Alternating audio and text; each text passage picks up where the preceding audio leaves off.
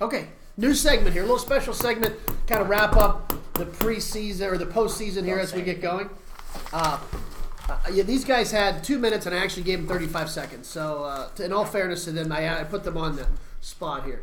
I'm gonna go here first. Who's the best wrestler in the EOWL by OHSAA division? So we'll start with D1. I'm going to start with you because you didn't write yours down. I know what mine are. Let's say them then, because ours are wrote down. We can't change. Okay, all right, hang on. I'm only gonna say this. Let's go through yours. Mine are written on a piece of paper. On the, don't open it. It's on the other side of that. So when we're done, you'll see what I wrote. I wrote it down throughout the whole segment. Now you had time. You thought about it. We did. Yeah. Okay. Listen. So D1. Who do you think it is?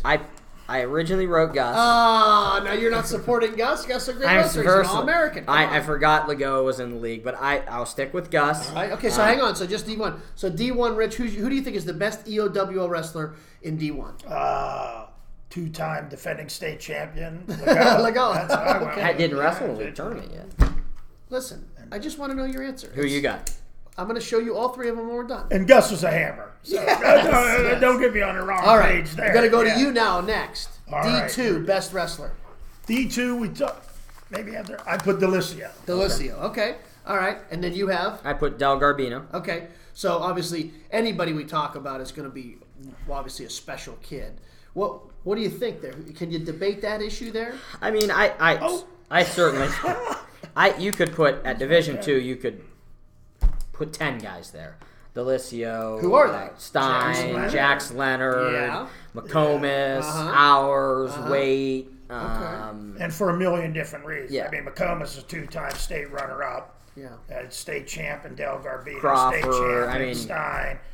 You know, a little bit at Delicio, a little bit is that fourth place finish at the Ironman isn't easy by anybody. No. Yeah. You know, and to be honest with you, I think I might have forgot about Del Garbino. I think that, but, small guy. I can see big guy. I'm trying to make amends now in case I see him on the street. Yeah. All right, so then we'll go to you here. Best wrestler in D3 from the EOWL. D3, I put Clayton Tactics. I think he's had a nice career here. Hopefully he finishes off with a placement down in Columbus from Grand Valley.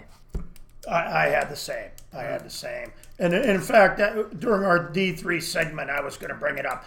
This year, our D3 segment, we talked about it. It's down a little bit. If you're watching what's happening in Division 1, only has 3 schools, some very good kids. Division 2 is a madhouse.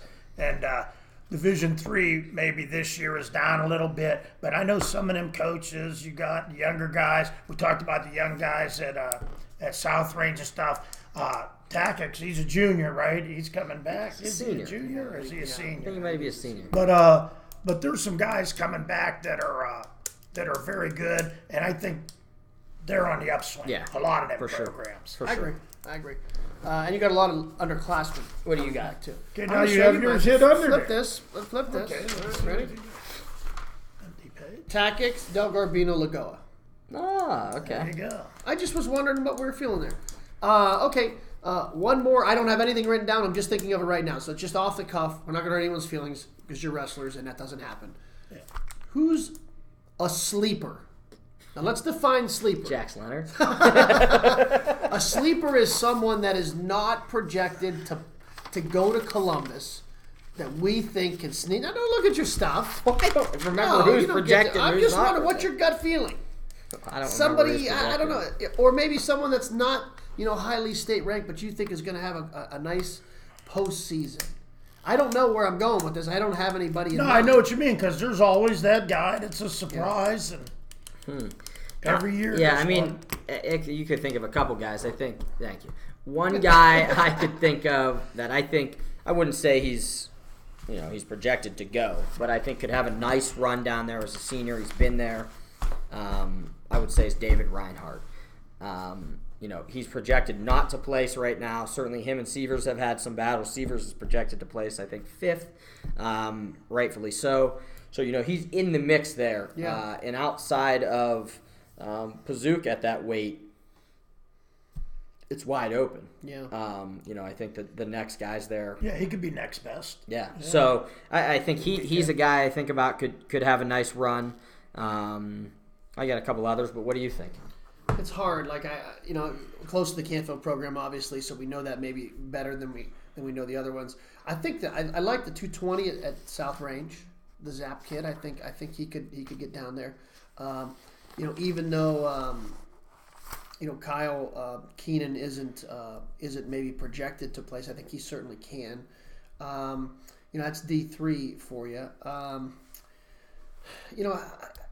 I'm interested to see what happens with Sean O'Horo. Richards.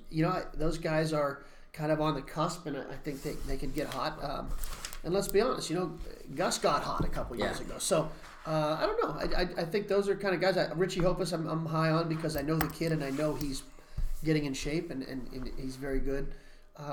Michael O'Hara is another guy that I think if he's right, he could, he's projected to go but not really place. I think he's a guy that could do well down there. Yeah. So. Yeah, a guy that's going to play football in college has nothing to lose and everything to gain. Just go let it fly. Right.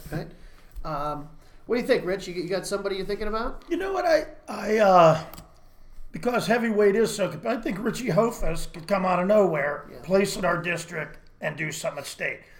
He's got the size. He's got range. He's got great power. A lot of football injuries. He got some of the matches that he lost against very good guys were because he gassed. Right. He was looking good early. He's going to be in better shape. He's going to have the weeks to work out. He has the partners in the Canfield room to bring him along. And sometimes at heavyweight, it's not as hard to catch the top flight guys as it is in some of the other weights. Where the wrestling's much tougher through the middle weights and lower weights.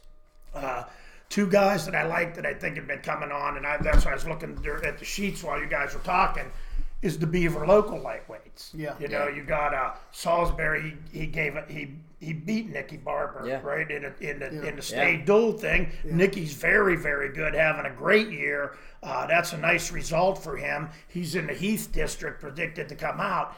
He's a guy that maybe people weren't thinking about much earlier, right? And I think maybe he could do something at state. Yeah. At that 106-pound weight class. He seems to be getting better. Yeah. Final question. Mm-hmm. Who wins 120 pounds Division II? Is it weight? Is it Lotzenheiser? Is it ours? All three can win. Earlier in the season, before ours was down, I projected Lotzenheiser to beat weight. And then ours manhandled Lotzenheiser. Yeah. I'm going to go with ours just based off of that result. So I'll go with ours. You know what? It's tough for a couple reasons. I saw, early in the season, Wade had some results that weren't the greatest at Cambridge and stuff. I'm sure he wasn't happy with them.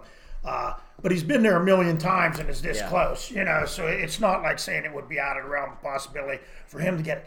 The Hours kid, that match with Lotzenheiser, because I really liked Lotzenheiser, watching him all year. Right. Super physical, super strong, a goer. You have to beat him. Yeah. I mean, you really got to go out there and have to beat him to win a wrestling match against him. Ours has had some results that maybe don't match up. I'm not sure what his health is all the time. Mm-hmm. As far as injuries and stuff. I think completely healthy, everything being even. He's a handful. Yeah. And I like Chris. I like all three kids. Pick one. We're just talking wrestlers. Pick one. At this point in the season, I like ours. Okay. I think Beaver Local's schedule maybe has him already. He's wrestled a lot of hammers in the last couple of months. No seeding criteria. You would think Christian and Lotzenheiser are going to be separate, so randomly one of them is going to get ours. Get ours, yeah. You're right. Yeah.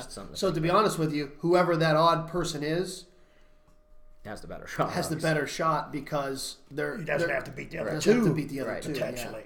Yeah. Okay. Very good. All right. Very good. Just the bonus coverage there. Thank you. Thanks.